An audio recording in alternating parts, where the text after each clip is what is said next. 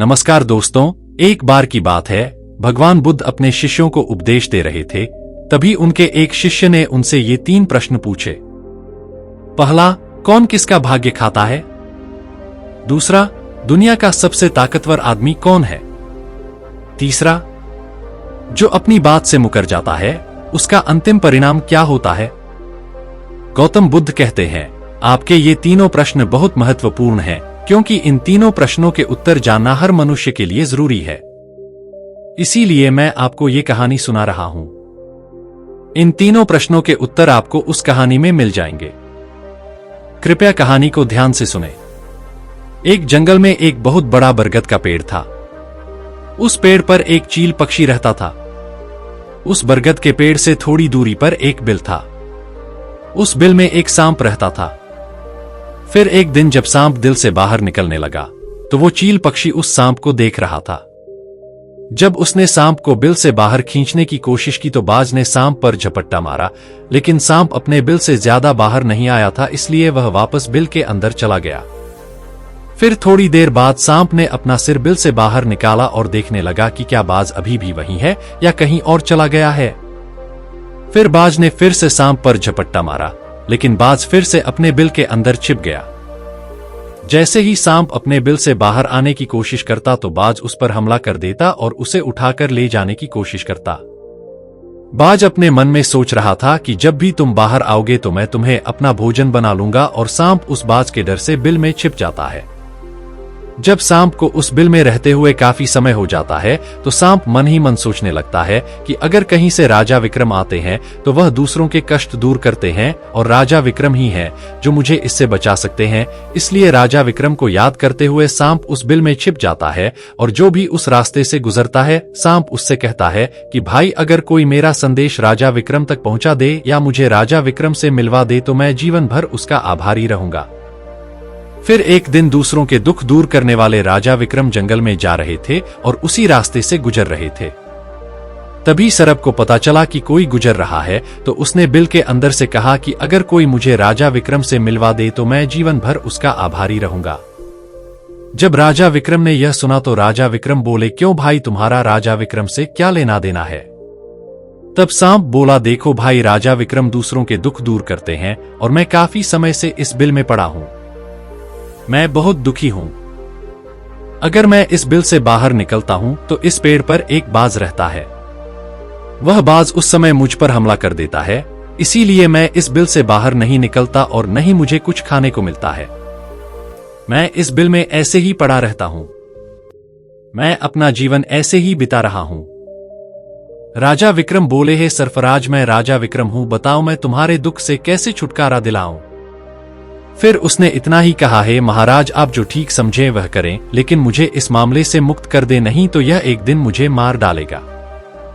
राजा विक्रम बोले, हे महाराज, आप कहें तो मैं आपको इस जंगल में कहीं दूर छोड़ सकता हूं। सर्व ने कहा, महाराज, जब आप मुझे बहुत दूर छोड़ने जाएंगे तो यह बाज हमें देख लेगा और वहीं दोबारा जाकर बैठ जाएगा और मौका मिलते ही मुझे मार देगा। राजन, आप मुझे कुछ देर के लिए अपने अंदर बैठा लीजिए, आप मुझे अपने पेट में बैठने की जगह दीजिए। इस बार उसे पता नहीं चलेगा कि सरदा कहाँ गई है, और मैं आपके साथ इस जंगल से बहुत दूर चला जाऊंगा और आगे जाकर आपके पेट से बाहर आ जाऊंगा। राजा विक्रम ने कहा, ठीक है महाराज, आप मेरे पेट में प्रवेश कर जाइए। राजा विक्रम ने अपना मुंह खोला और वह सांप राजा विक्रम के पेट में प्रवेश कर गया और राजा विक्रम के पेट में जाकर बैठ गया। जब राजा विक्रम जंगल में और आगे चले गए और बहुत आगे पहुंचकर उस तरफ से बोले, हे नागराज, अब आप मेरे पेट से बाहर आ जाइए। अब यह सुनसान जंगल है, यहाँ कोई बाज आपको परेशान नहीं करेगा। यह सुनकर नागराज ने कहा, नहीं महाराज, अब मैं आपके पेट से बाहर नहीं आने वाला। राजा विक्रम बोले, क्यों भाई, तुमने तो मुझसे वादा किया था कि तुम मुझे आगे सुनसान जंगल में छोड़ दोगे, मैं तुम्हारे पेट से बाहर आ जाऊंगा। अब क्या हुआ? सुनसान जंगल आ गया है, अब तुम बाहर आ जाओ। सांप कहने लगा कि देखो महाराज, तुम्हारे पेट में रहने का सुख उस बिल में नहीं मिलता। अब मैं तुम्हें कभी भी तुम्हारे पेट से बाहर नहीं निकालूंगा। राजा विक्रम मन में सोचने लगे कि यह तो बहुत दुष्ट सांप है, अब मुझे क्या करना चाहिए? और उसके जहर के असर से महाराज विक्रम का पूरा शरीर से केश फटने लगा। केश महाराज विक्रम के शरीर से बाहर निकल गया। राजा विक्रम मन में सोचने लगे कि अगर मैं अभी राजधानी वापस जाता हूं तो अभी यह संभव नहीं है, क्योंकि मैं इस समय खोल बन चुका हूं और मुझे इसी जंगल में रहकर इस नागराजा से मुक्ति पानी है। यह सोचकर राजा विक्रम ने एक पेड़ के नीचे झोपड़ी बनाई और सो गए। उनके शरीर से खून टपकने लगा और दुर्गंध आने लगी। हाँ, हम तो तुम्हारे भाग्य से ही खाते हैं, लेकिन उनमें से राजा की एक पुत्री थी जिसका नाम चित्रारेखा था। वह चित्रारेखा अपने पिता ताम्रध्वज से कहती है कि नहीं पिताजी, मैं किसी के भाग्य से नहीं खाती, मैं तो केवल अपने भाग्य से खाती हूं।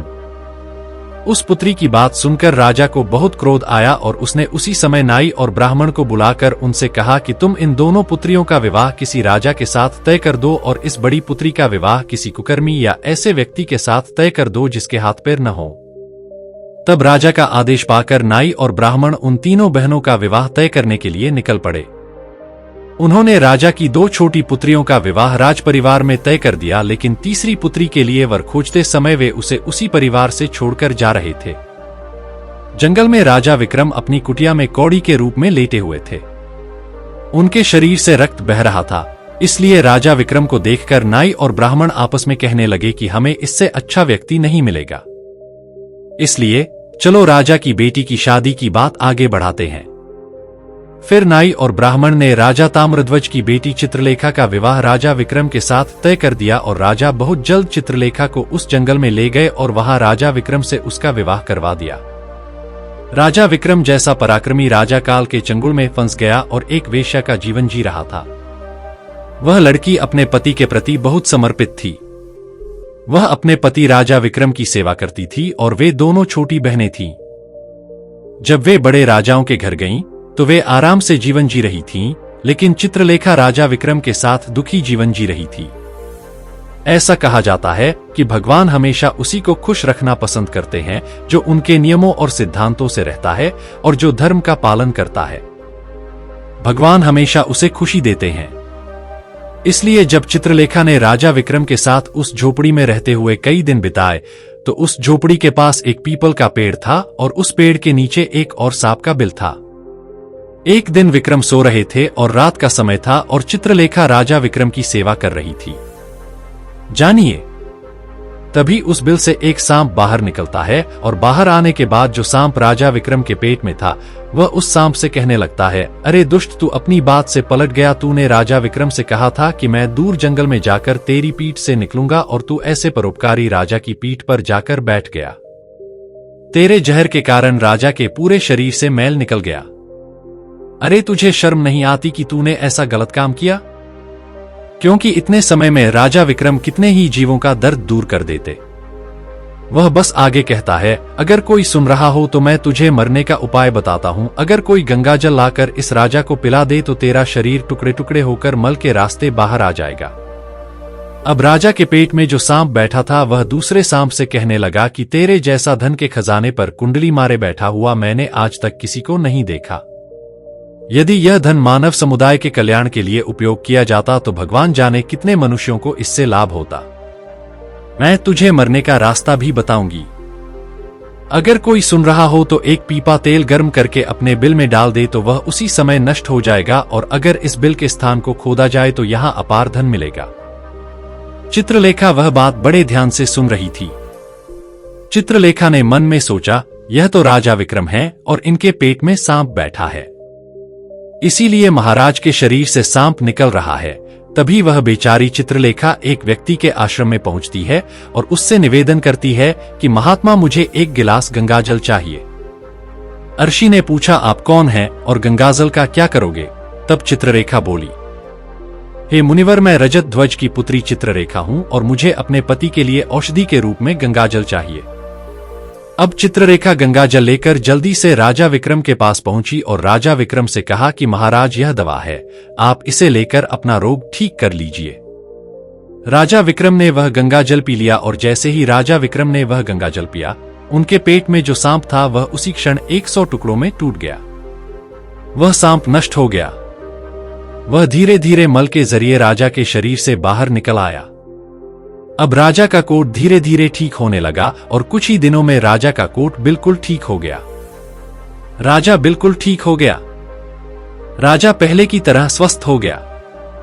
अब चित्ररेखा ने राजा विक्रम से कहा, हे महाराज, मैं एक स्त्री हूं, मैं इस नगर में नहीं जा सकती। तुम नगर में जाकर एक पीपा तेल लेकर आओ। राजा विक्रम कहने लगे, चित्ररेखा, तुम उस तेल का क्या करोगी? चित्ररेखा बोली, महाराज, पहले तुम एक पीपा तेल लेकर आओ, फिर मैं तुम्हें बताऊंगी। तब चित्ररेखा की बात सुनकर राजा विक्रम बाजार जाते हैं और वहां से एक पीपा तेल लेकर आते हैं। तब चित्ररेखा ने राजा विक्रम से कहा, हे महाराज, मैं एक स्त्री हूं, मैं इस नगर में नहीं जा सकती। तुम नगर में जाकर एक पीपा तेल लेकर आओ। राजा विक्रम चित्ररेखा से कहने लगे कि महाराज, तुम उस तेल का क्या करोगी? चित्ररेखा बोली, महाराज, पहले तुम एक पीपा तेल लेकर आओ, फिर मैं तुम्हें बताऊंगी। तब चित्ररेखा की बात सुनकर राजा विक्रम बाजार जाते हैं और वहां से एक पीपा तेल लेकर आते हैं। मैं राजा हूं, इसलिए इस स्थान पर मेरे पिता के महल से भी अच्छा महल बनाया जाना चाहिए। राजा विक्रम ने चित्ररेखा से कहा, तुम क्या कह रही हो? हम राजा हैं, तुम यहां महल क्यों बनवाओगी? चलो उज्जैन नगरी चलते हैं। लेकिन राजा विक्रम के अनुरोध करने पर भी चित्ररेखा नहीं मानी। तब राजा विक्रम ने उस जंगल में एक भव्य महल बनवाया। इस संसार में सबसे शक्तिशाली चीज समय है और कोई भी शक्तिशाली नहीं है। जिसका समय अच्छा है वह आगे बढ़ता रहता है और जिसका समय बुरा है, जिसका समय प्रतिकूल है, वह पतन की ओर बढ़ता है। एक अन्य राजा ताम्रध्वज पर हमला करता है और ताम्रध्वज उस हमले में पराजित होता है और राजा अपने परिवार के साथ अपनी जान बचाने के लिए उसी जंगल में पहुंचता है। जब राजा भूखे प्यासे जंगल में भटक रहे थे, फटे पुराने कपड़े पहने और भूख प्यास से तड़पते हुए राजा का गला सूख रहा था, तब घूमते घूमते राजा चित्ररेखा और राजा विक्रम के महल के पास से गुजरते हैं। तब चित्ररेखा अपने पिता को पहचान लेती है। चित्ररेखा ने अपने एक सेवक को भेजकर राजा ताम्रध्वज को बुलाया, जो फटे हुए वस्त्र में थे और उनके शरीर पर कोई वस्त्र नहीं था। ताम्रध्वज ने सोचा कि वह नहीं जानते कि वह कौन है और उन्हें क्यों बुला रही है। जब राजा ताम्रध्वज उस लड़की के पास पहुंचे तो उन्होंने उसे पहचान लिया। चित्ररेखा ताम्रध्वज से कहने लगी कि पिताजी, मैं वही चित्ररेखा हूं और मैं आपसे कहती थी कि मैं अपने भाग्य के अनुसार खाती हूं। देखिए, मैं अपने भाग्य के अनुसार खाती हूं, मैं आपके भाग्य के अनुसार नहीं खाती। आपने मुझे एक लड़की दी, लेकिन मेरे भाग्य में तो सम्राट बनना लिखा था। देखिए पिताजी, मैं उज्जैन के राजा विक्रम की पत्नी हूं। राजा ताम्रध्वज मन ही मन सोचते हैं, जानते हैं, और उस लड़की से अपने अपराध के लिए क्षमा मांगते हैं। इस दुनिया में सबसे शक्तिशाली चीज समय है और हर कोई किसी और के भाग्य के अनुसार नहीं खाता। हर कोई सोचता है कि वह अपने भाग्य के अनुसार खा रहा है। नहीं, कोई भी किसी और के भाग्य के अनुसार नहीं खाता। जो खाता है अपने भाग्य के अनुसार खाता है। हर दाने पर खाने वाले का नाम लिखा होता है। आपको यह नहीं सोचना चाहिए कि हम किसी को खिला रहे हैं। आप कौन होते हैं किसी को खिलाने वाले? इस संसार को खिलाने वाला एक ही व्यक्ति है और वह भगवान शिव शंकर हैं, जो अपने वचन से मुकर जाते हैं। उनका अंत वैसा ही होता है जैसा राजा विक्रम के पेट में बैठे सांप का हुआ था। अंत में उनका नाश हो जाता है।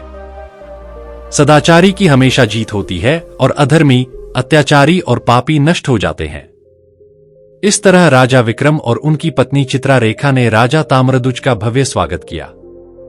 राजा विक्रम महाराज ताम्रध्वज को अपने साथ उज्जैन ले आए और बाद में राजा विक्रम ने राजा ताम्रध्वज के साथ अपनी सेना भेजी और जिस राजा ने ताम्रध्वज को हराया उससे उसका राज्य वापस मिल गया। जिसका भाग्य अच्छा होता है, जिसके कर्म अच्छे होते हैं, भगवान उसे कहीं से न कहीं से दे ही देते हैं। आप और हम अपने परिवार का ख्याल रखने में भी हिचकिचाते हैं, लेकिन इस संसार का ख्याल रखने वाले को देखिए, वह संसार के हर जीव का ख्याल रखता है।